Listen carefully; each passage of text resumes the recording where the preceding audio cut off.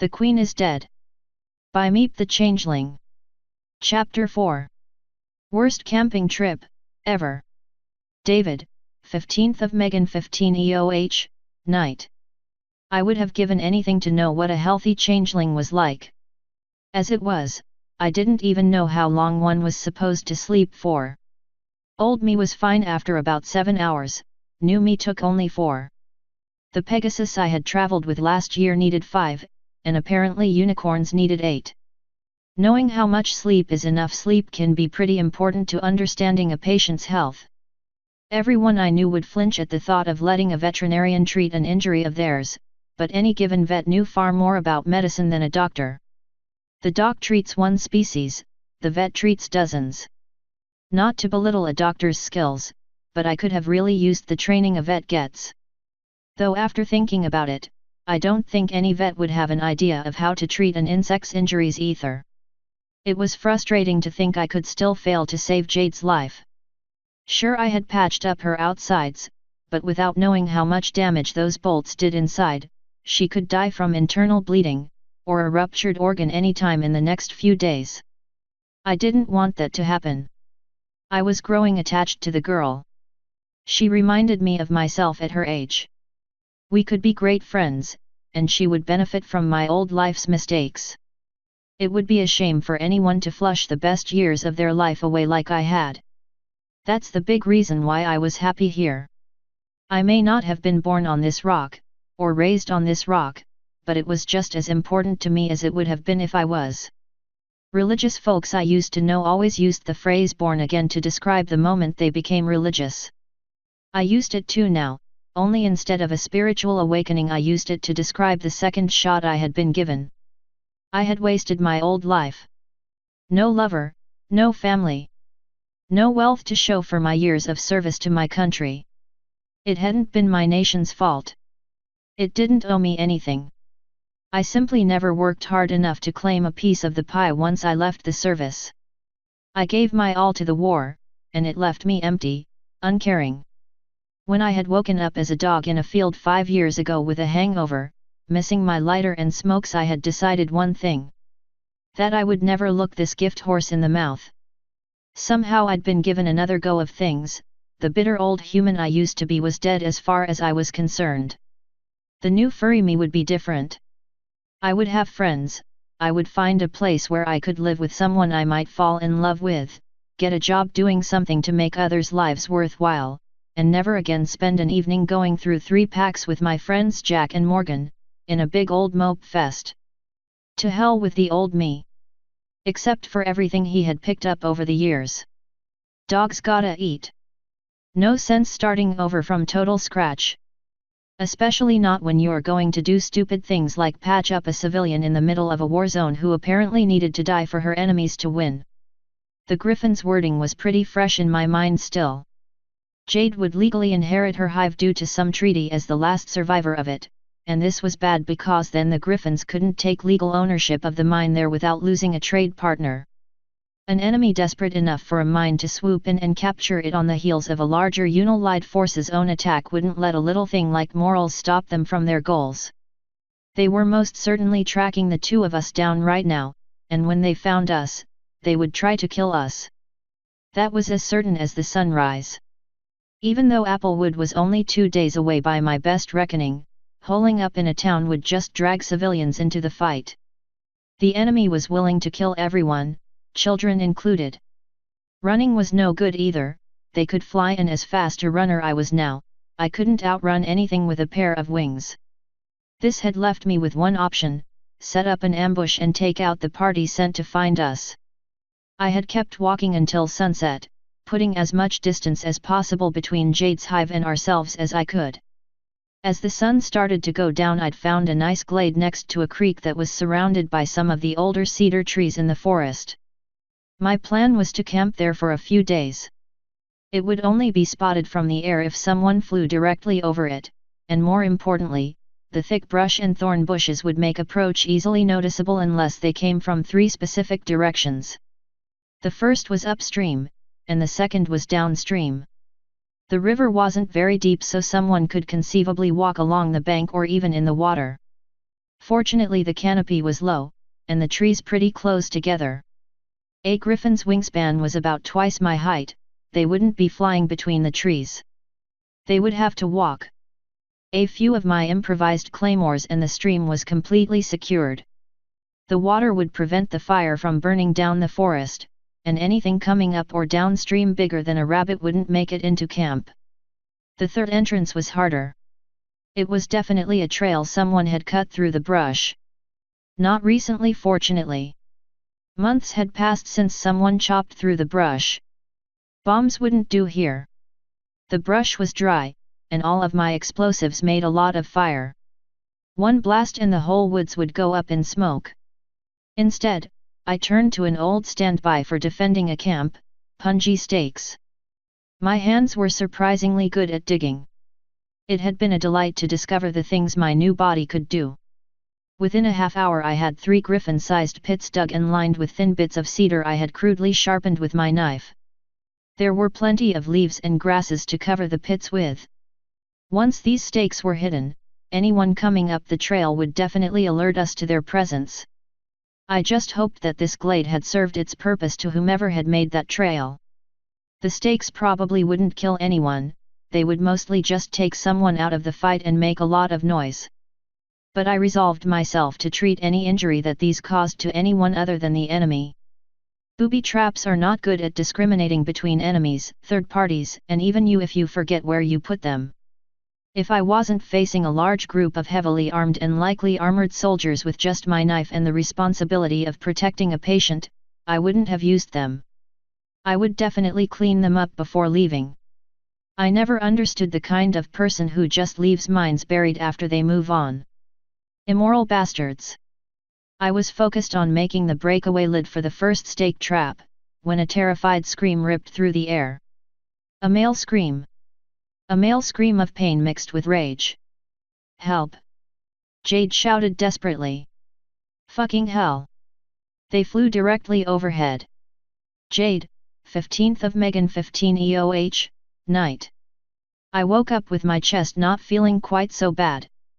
I had just enough time to take that in, notice the pale orange light of sunset, recognize that I was still atop David's cart, and tilt my head back to stretch my neck. I saw the griffins mid-dive, one moving straight for me, and I acted with no thought. My short sword seemed to fly from its scabbard, green aura holding it point first into the diving griffin. His eyes widened, tan wings flared to change direction, he slowed, but too little too late. With an awful ripping sound the blade plunged into his chest, and he let out a scream which echoed in my ears. Red blood pooled on white feathers and darkened his tabard. His falling body wrenched the sword from my magic's grip, and he slammed into the ground with a sound like dropping a watermelon, his spear sticking point first into the ground only feet away from my face. Help! I screamed, my brain only then realizing what the hay was going on. The other 4 griffins circled overhead for a moment, landing around the cart one by one. I was completely unarmed now, and they had big speary things. My hearts began to beat faster and faster, which sent rapid-fire flicks of pain down my left side. One of the griffins nodded towards me, and grinned wickedly. Right lads, do your job, he said lazily. Oh, and we ain't telling the captain about the cart full of loot. A piercing scream to my left split the air. The griffin soldiers wheeled around, spears immediately pointing towards the enemy. I twisted my neck just in time to see David hoist a screaming griffin up using a huge knife stabbed into the griffin's back like a handle. It was like someone stopped time. Everyone stood there as David pulled the griffin up, threw an arm around his throat, and squeezed hard, holding him there like a shield. I heard the knife scrape on something as he pulled it out and held it ready, eyes narrowed into laser-focused slits. "Ora motherfuckers!" David shouted. The clearing exploded into action. The griffins charged forward, spears braced under a wing, one talon holding the spears straight, aimed right for the dog who killed their friend. A griffonessa warcry shrieked through the air, cloth and feathers rippled as the griffins surged forward like a rock slide. David let go of the griffin he was holding, and in one powerful motion shoved him forwards right onto the point of the closest griffin's spear. A heartbeat later David threw himself at the ground, 3 spears slicing the air where he had been a moment before. The griffins jumped back, readying another spear thrust. The one whose spear was stuck in his ally let go of the spear and drew a dagger. David rolled quickly to the side, then forwards. He curled his legs under himself and then sprang up with a hop that put him inches from the dagger-wielding griffin. His hand blurred, I heard a crack like a board breaking, and the griffin dropped. The remaining 2 griffins threw a flurry of spear thrusts. David turned one spear aside with his knife, then grunted as the other sliced a line along his ribs. I had to do something. With the advantage of surprise gone, even I could see how much of an advantage the griffins had with their spears. He was going to die unless the dagger the griffin had been holding caught my eye, its slim blade glittering on the ground. I reached for it with my magic, the weapon was just barely in my range. My aura engulfed the tip, pulled it slowly closer. A second later and I had the entire blade gripped in my aura. As I struggled to get the dagger, David yelped in pain, as a second thrust gouged another line just below his first wound. I turned the dagger sideways, and with all the force I could, slammed it into a griffin's neck. He didn't scream, he just gurgled and fell over, the blade buried to the hilt in one side, the tip sticking out the other. I felt my own throat tighten as he fell, my heart skipped a beat. Killing was the worst feeling. With only one opponent remaining, David shot forwards, grabbing the griffin's spear by its handle. His knife seemed to float in his hand as he flipped it over, lunged forward, and slammed it into the griffin's skull. As the griffin dropped, David retrieved his knife, and sighed a long, tired, sad sigh. God! I'll never get away from this, will I? He muttered to himself. I only saw it out of the corner of my eye. I was focused on the person I had just killed, eyes wide in horror. I had tasted his final emotion, it had been joy. He was happy I had killed him. It felt like someone had ripped my chest open again. Why? Who would want to die? Without any hint of sadness. None. Just joy. Why? I yelped as something tapped against my side. Hey! Snap out of it! David ordered 3 inches from my nose. You did good. That throw saved both our lives. I know it feels horrible, but you need to rise above it. I know. I stammered. David frowned. Jade. Psychologically speaking, you shouldn't. No. I'm okay with killing. I said quickly. Well, not okay, okay. I don't like it. I don't want to do it. But I knew I would probably have to one day. Not everyone is okay with changelings living in their town. I'm a scout, I would have been away from the hive a lot. They show all scouts how to use a knife. David's ears stood up for a moment. Oh good. You have some training, I was worried that you were completely raw. His eyes widened in alarm, mouth stopping moving mid-sentence. An instant later he held up a hand with 2 fingers raised. Were you hit? How many fingers? I nodded my head rapidly, forgetting other species shook it for no in my haste. No. I'm an emotovore. I can taste others' emotions. He was happy I killed him. Oh. David winced, real sympathy on his face as he set a hand on my shoulder. I can't imagine what that feels like. I won't pretend to know. You have my deepest sympathy, and pity. Why pity? I asked fearfully. Because odds are good we will have to fight off another squad soon. David sighed sadly. These ones will fail to report back, they really want you dead, and need you dead, so they will send more after us. I wait, what? Why? I asked frowning in confusion. David stepped back, slipping an odd thing which looked like a bunch of iron rings welded together off the hand he hadn't been holding his knife in. The box to your right, the green one. Pass it to me please. I need to patch myself up. Oh right. He was hurt. I quickly lifted the large box with my magic and set it on the ground next to him as he stripped off his tunic. His whole right side was stained dark red, almost black. Ouch! I'm fine. Adrenaline is killing the pain at the moment. David informed, sitting down and opening the box to reveal a ton of different things, most of which I recognized from my trips to the hive's doctor. As for your question, when I finished patching you up I had to ambush 2 griffins. One of them mentioned to the other they had to be sure you were dead, because of some international treaty. If you are alive, you legally own the mines under your hive. They want them, and can't afford violating that treaty, or they will lose a trade deal with another nation. I blinked in confusion, but the Griffin Kingdom exports to everyone. They don't buy things. You can't offer them anything other than gold. Who is powerful enough to trade with a kingdom the size of 10 normal ones? David shrugged, then took a small bottle and a cloth from the kit and started to wash the cuts. He winced every few moments, hissing in pain a few times. Hell! That's bone. I'll have to sew this. Hold on, I'll remember eventually.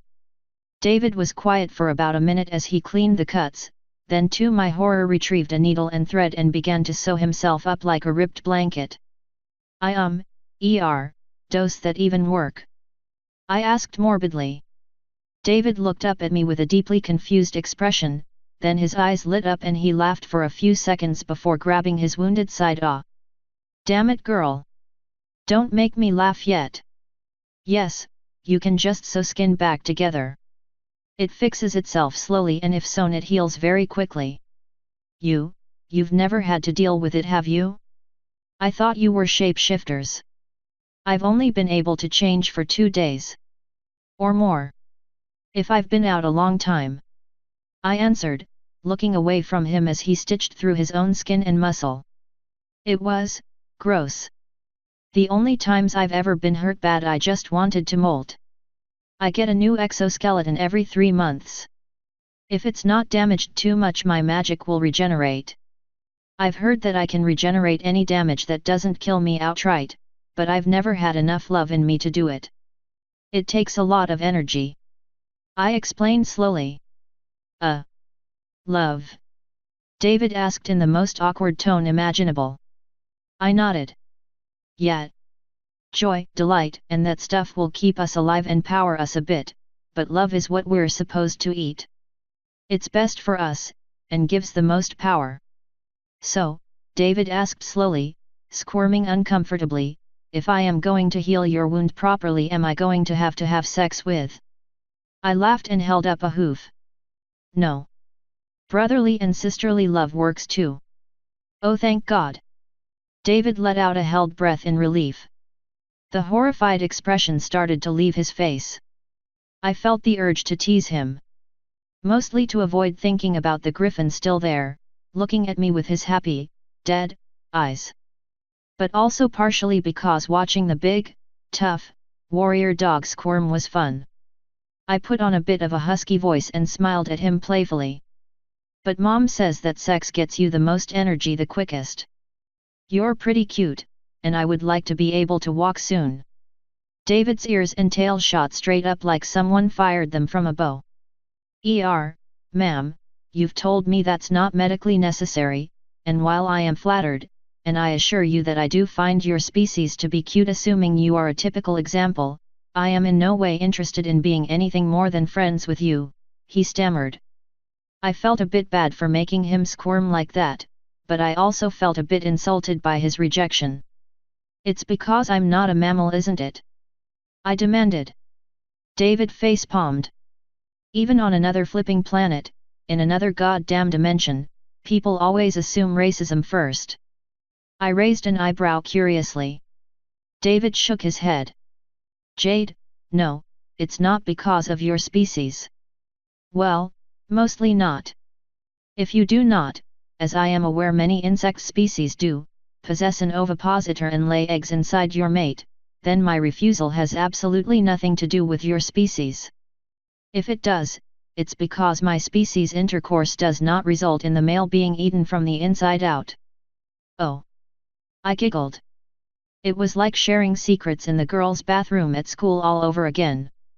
We do have those, but we don't lay our eggs in people. We make little pods out of dross and lay the eggs inside them to keep them warm. We're not like those little black spiders or anything. David nodded, an expression on his face of actual interest. Which was a bit weird. I mean, he had just been really grossed out. That's actually really interesting, he exclaimed in a completely honest tone. I would love to learn more about your species' biology. But just to clarify, I have no sexual or romantic interests in you, but I will happily be your friend. Okay. I tilted my head in confusion. Why was he being so insistent about that? I'm just playing with you a little. I'm not interested in sex either, your faces were just really funny.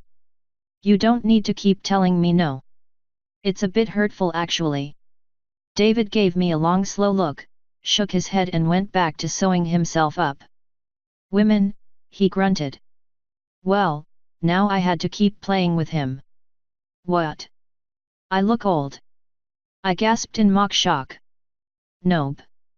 Not going to play this game, David said bluntly. I shook my head and giggled. You won't have much luck with girls if you don't play our little games with us.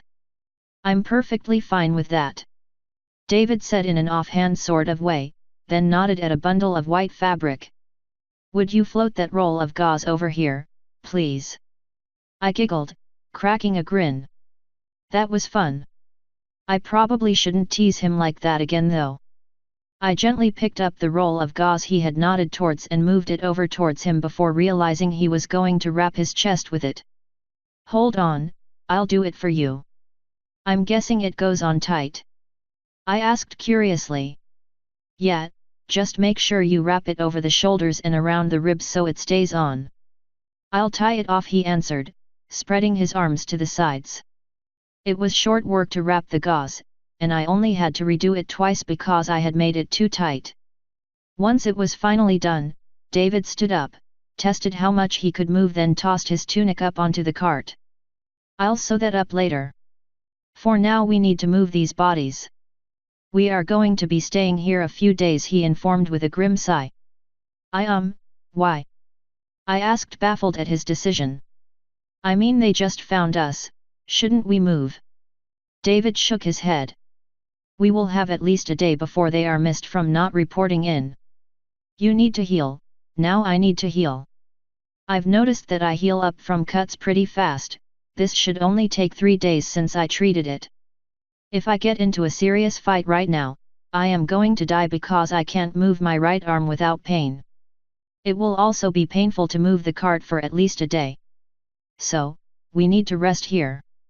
David paused for a moment, then shrugged. Besides, odds are pretty good that no other search party will fly overhead.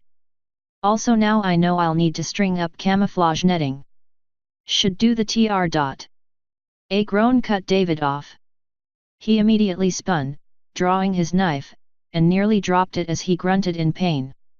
I quickly turned to see which of the griffins was moving, ripping the dagger I had used before from the griffin. The griffin David had punched was pulling himself slowly to his paws and talons. His white feathered face was pretty mangled, and a few lines of blood dripped from the tips of feathers around his right eye. I whipped the dagger up in front of me, doing my best to ignore the blood-covered blade. David clomped the few feet over and grabbed the griffin by the collar of his tunic with his good arm, and used the red and black patterned cloth like a leash. He pulled the griffin right up to his face and looked him dead in the eyes. Jade, hold that dagger for a minute, David said calmly. I pulled the dagger closer to me, but kept it ready. My heart was racing again. If he wasn't dead, what about the other ones? We could still be in danger. My name, David said, leaning right into the griffin's face, is Lieutenant David Pierce. I am a hospital corpsman, formerly with the United States Marine Corps. You see that changeling on the cart? David roughly shoved the griffin's face towards me, then pulled him back to stare right in his eyes again. She is my patient, and if you even so much as spit in her general direction I will throw you to the ground so hard you will piss blood for a month. Understand me?" The Griffin nodded rapidly.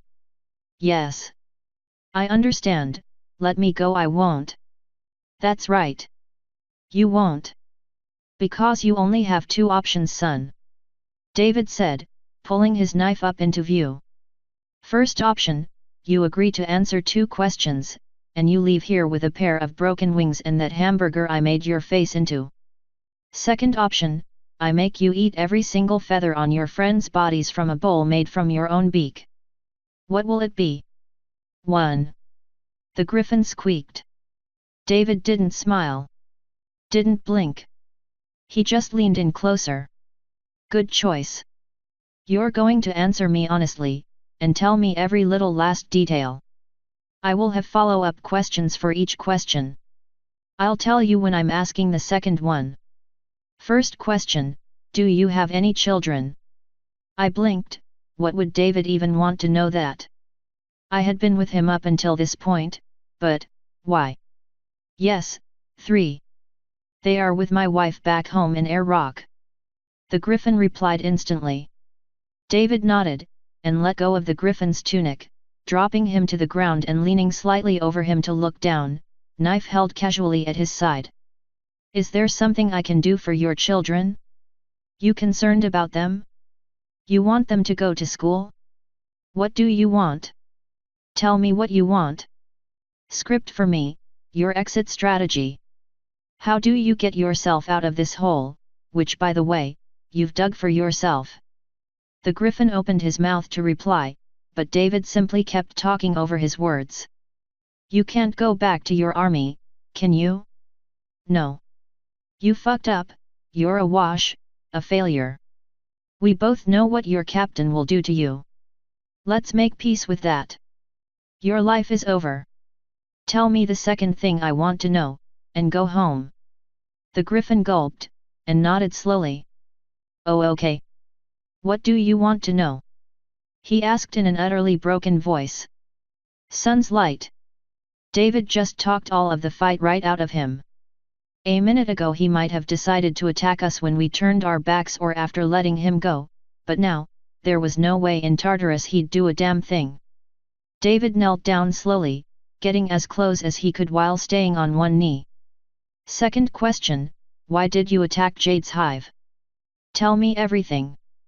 David, 15th of Megan 15 EOH, night. I set the Griffin's broken jaw before I let him go. He was a good sport after I applied some applied psychology. Told us everything, a bit more than I needed, but more than enough to work out an exit plan for Jade and I. I even gave him a small bit of a penicillin culture, told him how to grow it, how to make the drug from the mold. That would let him keep making a living. No need to harm his family with the disappearance of whatever scraps of cash the king threw their way. He told us that he was a part of the Black Kite Battalion, basically a few dozen special forces members trained to take strategic locations for the kingdom. The diamond hive, as it turned out, had a large supply of a semi-rare gemstone which was useful for storing magical energy. Apparently all gems could store some, but peach quartz was the best. Their spies had determined there was enough in the mine to outfit 1,000,000 troops with magical equipment, so orders had been drafted. The Black Kites spent 4 months using minor disasters and planting rumors of a large supply of love energy to lure Queen Chrysalis to the Diamond Hive. The plan had always been to trick her into doing the dirty work. They knew she never occupied any place she attacked, so it would be smooth sailing an hour after she left, and she would make killing every last changeling inside much easier.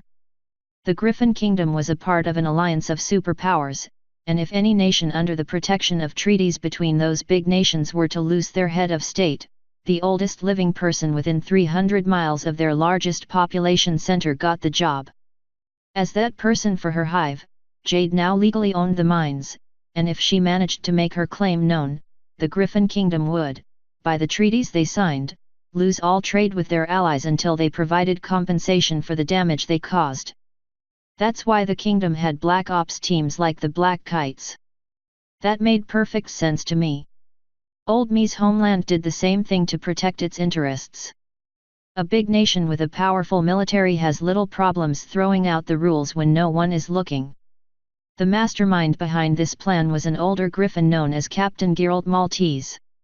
A cunning bastard by the sound of him. My friend told me that he wouldn't by any means stop chasing us, unless we did something impossible to get away from his reach. That impossible thing did in fact sound pretty impossible to both Jade and I. "You'll need to go to Equestria," he had said. "It's not a myth. It's real. It's on the other side of the kingdom, over the mountains, across the Crystal Empire's borders. Kinda, they are a province of Equestria. You can also sail south from the coast, travel north from Zebrica across the Badlands. Either way is very dangerous. The only safe way in is through the pass I mentioned, and if you go to the kingdom, Captain will find you in a day." Jade and I talked it over after I let him go, with one last threat for good measure. We both agreed it was suicide to go through the Griffin Kingdom, and we both agreed for safety's sake we should stick together. In the end our only plan was to make it to Applewood, then head for the southern coast of Stalingrad and get on a ship bound for Zebrica. It would be a long journey, and I felt I was morally obligated to make sure Jade got to Equestria safely. Even if it didn't exist, the Griffins thought it did, meaning she would be safe there. Though given the laws, it probably did, and people just thought it a myth because it was so far away and extremely economically powerful. I would be fine on my own. I always had been. Jade wouldn't. She couldn't just grab an apple off a tree and eat it while traveling. She needed friendship to live, she needed company. As a medic, I couldn't discharge her from my care until I knew she would be fine. Besides, I could stand to have a friend for a while. 90 years on his own makes a man hurt in many ways. Maybe in Equestria I would finally find a culture who would accept me, and find a nice place to settle down. With that last bit of wishful thinking on my mind, I lay down under my cart for safety's sake, closed my eyes, and drifted off to sleep. Life had thrown me another adventure. This would probably be the last good sleep till the whole ordeal was done.